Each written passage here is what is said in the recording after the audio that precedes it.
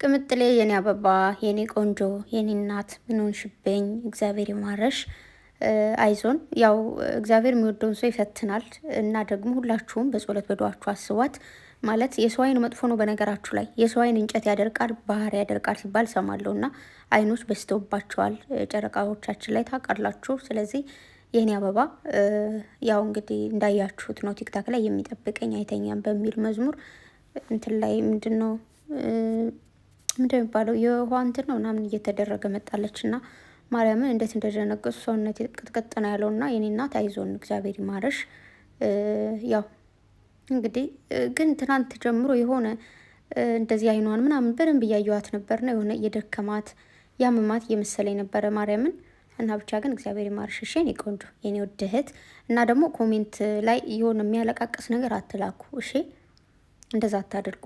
እግዚአብሔር ይማርሽ እያላችሁ አላህ ያሽርሽ እያላችሁ እንዲሁም ደግሞ ሁላችሁም በጸሎት በዱዓችሁ ዱዓ ስታደርጉ አትርሷቸው። ጸሎት ስታደርጉ አትርሷቸው እሺ ውዶቼ። የኔ ቆንጆ ፈጣሪ ማርሽ ብሏል ብሩኬ። አሜን። ፈጣሪ ማራት የኔ ውድ። ደህና ነሽ? ደህና ትሆናለች። እና ሁላችሁ ደግሞ እንትን እያላችሁ ነው ማለት ምንድነው እያላችሁ ሜሴጅ እያረጋችሁ ነው እና በኋላ አብረን የምንሰማው ይሆናል ዩቱብ ላይ ሲመጡ ማለት ነው። እና አይዞን የኔ ቆንጆ እሺ የኔ አበባ ማርያምን። እኛውን እዚህ ጋር ያለነው ልክ እንደ ተከታይ ሳይሆን እንደ ቤተሰብ ነው። ሁልጊዜ እምላችኋለሁ ከፋሚሊነት ወይ ደግሞ ከተከታይነት አልፈን ቤተሰብ ሆነናል እና ደንግጠናል ሁላችንም። ግን ደግሞ እግዚአብሔር ይማርሽ የኔ ወርቅ እሺ የኔ አበባ የኔ ወርቅ። ስራ የሰው አይን መጥፎ ነው ሲጀመር ማለት ነው።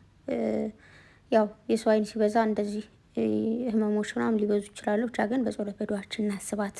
ስለዚህ ምንም ችግር የለውም፣ ደህና ትሆናለች እሺ። ሌላ ምንም ነገር አያስፈልግም። አይዞን እሺ ውዶች። እኔም ደንግጫለሁ እንደናንተ ነኝ። ስለዚህ ደህና እንድትሆን እንዲሁም ደግሞ ደህና ትሆናለች። ጸሎትና ዱዓ ብቻ ነው የሚያስፈልገው እሺ። እና አይዞን የኔ አበባ እሺ፣ አትደንግጪ። ህመሞች በነገራችሁ ላይ እኔም ትንሽ ነገር ሲያመኝ በጣም የምደነግጠው ማርያምን።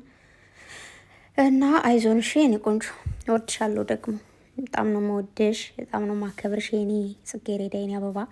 ብሩኬ ደግሞ ያው ውዱ ባሏ ካጠገቧ ነው እንደምታውቁት እንግዲህ። ስለዚህ ምንም ችግር የለውም። እሱ ከጎኗ ካለ ምንም ነገር ከፈጣሪ በታች ሰው ያስፈልጋችኋል። ስለዚህ እሱ ደግሞ አለ እና ወዳችኋለሁ። መልካም ጊዜ